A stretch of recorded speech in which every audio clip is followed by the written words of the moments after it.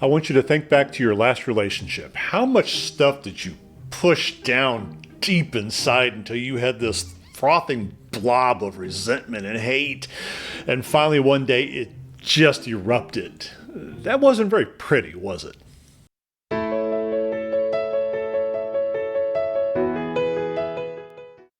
Hi, my name is Rick Higgins. Welcome to episode 1 of a limited series called Relationship Killers, where I relive some of my past horrors and experiences, and hopefully, I don't make them again, and maybe you won't either. Now, that whole scenario I started with, that's me in a nutshell.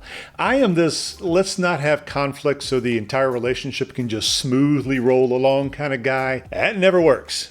So what happens is I get a little bit of here and I throw it down, a little bit of here and I throw it down, and little by little, that tank just fills up until eventually it has nowhere to go but out. Now, what I should be doing and what I should be learning, and maybe one day I might actually even do, is that before you throw that down into the tank and just deal with it later, I should be deciding, is this something we should just talk about now? Because in little bits and pieces, they're not that scary. They're not that onerous and, oh, I don't want to have this discussion. It's when you start piling them together that things become bad. Now, I know for me, this is a hard part because I really don't like conflict. I go into denial and I think that, well, if I just don't say anything, I can eat it, I can swallow it, it'll eventually solve itself, and it never does. So when there are things that I want or I see or I question, what I'm trying to learn how to do is just say it. Now, I am not learning that at all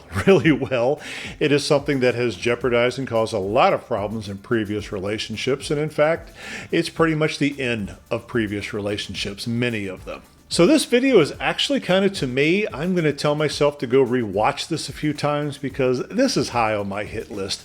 I need to sit down and discuss with my partner. What is it that's bothering me? What is it that I would like to do? I'm going to be surprised, I think, when I find out that they go, me too. I was thinking the exact same thing. Because I don't think that if there's anything inside of me that is going to be such a showstopper, horrific thing after all of this time that we're going to have a great big explosion. So take it from a guy who's been married twice, divorced twice, and has kind of done the same thing with a few non-married long-term relationships.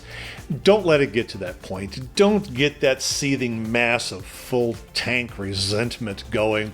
It's okay to throw things every now and then because sometimes you do have to ruminate before you can bring that back out and talk about them. But generally speaking, my biggest advice to you, talk, communicate. Don't let things rot and fester. It's so much easier to deal with them when they're fresh and small. There you go. Thanks for watching. There's going to be 4 more in this series, a little short 5-part mini-series, limited series, whatever they're calling them these days.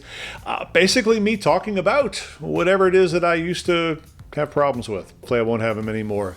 For you, be a pirate, go wander, be healthy, be safe, and we'll talk to you next week.